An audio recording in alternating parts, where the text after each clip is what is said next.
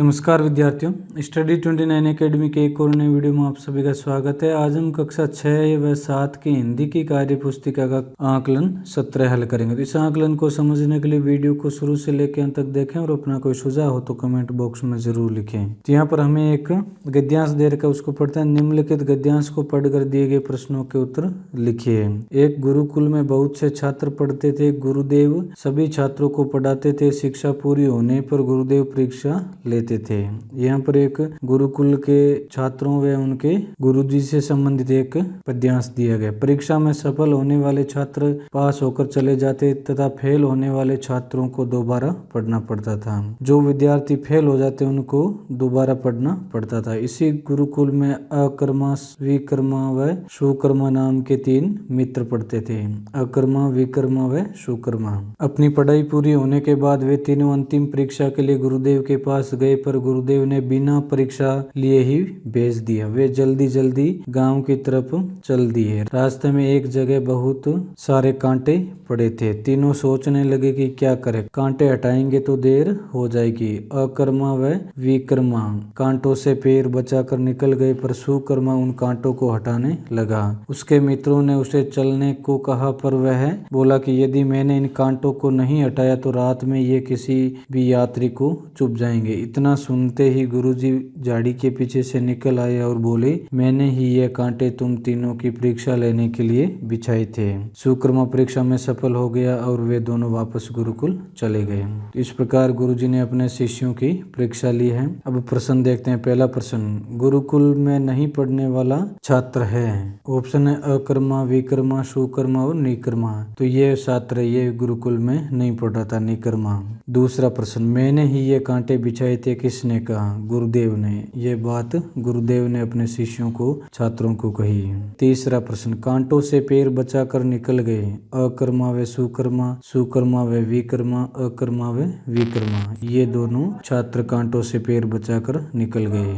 गुरुजी ने रास्ते में कांटे बिछाए थे लोगों के पैरों में चुभने के लिए, तीनों छात्रों की परीक्षा लेने के लिए। तो इसका सही ऑप्शन हो जाएगा तीनों छात्रों की परीक्षा लेने के लिए। प्रश्न संख्या 5, गुरुकुल में फेल होने वाले छात्र क्या करते थे? उत्तर हो जाएगा इसका, गुरुकुल में फेल होने वाले छात्रों को दोबारा पढ़ना पड़ता था। प्रश्न संख्या 6, सुकर्मा को परीक्षा में पास करने गुरुजी ने उसे गांव क्यों भेज दिया? तो इसका उत्तर हो जाएगा क्योंकि उसकी शिक्षा पूर्ण हो गई, वह शिक्षा पूर्ण करके गांव चला गया।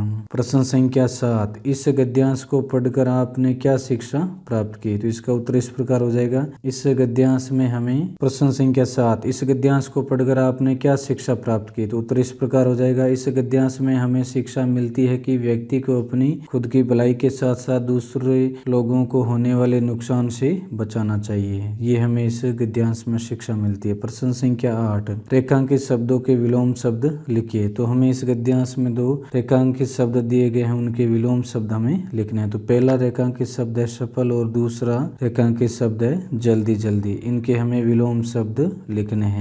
क में सफल, सफल का विलोम शब्द हो जाएगा असफल। ख जल्दी जल्दी, इसका विलोम शब्द हो जाएगा धीरे धीरे। प्रश्न संख्या 9, गद्यांश में से कोई 2 क्रिया विशेषण शब्द छांटकर उनसे वाक्य बनाइए। क्रिया विशेषण शब्द, ऐसे शब्द जो क्रिया की विशेषता बताते हैं वो क्रिया विशेषण शब्द कहलाते हैं। तो हमें ऐसे 2 शब्द ढूंढने हैं और उनका वाक्य में प्रयोग भी करना है। तो क में शब्द है दोबारा। दोबारा एक क्रिया विशेषण शब्द है, वाक्य में प्रयोग कर रहे हैं, मैं दोबारा गलती नहीं करूंगा। गलती करना क्रिया हो जाएगी और उसकी जो विशेषता है दोबारा, वो क्रिया विशेषण शब्द हो जाएगा। ख, इसमें शब्द है अंतिम और वाक्य बनेगा इसका, यह उसकी अंतिम परीक्षा है। परीक्षा क्रिया है और अंतिम है उसकी विशेषता, तो ये क्रिया की विशेषता हो जाएगी अंतिम।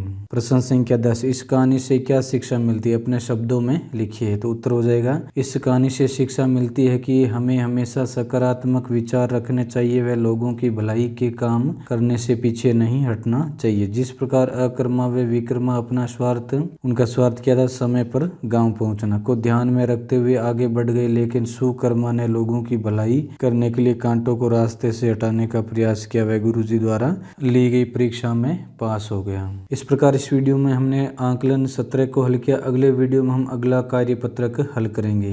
वीडियो अगर उपयोगी लगा हो तो इसको लाइक करें और अपने दोस्तों में शेयर करें। चैनल पर पहली बार आए तो चैनल को सब्सक्राइब कर लें और बेल आइकन भी दबा दें ताकि आने वाले वीडियो के नोटिफिकेशन आपको समय पर मिल सकें। वीडियो को पूरा देखने के लिए आपका बहुत बहुत धन्यवाद।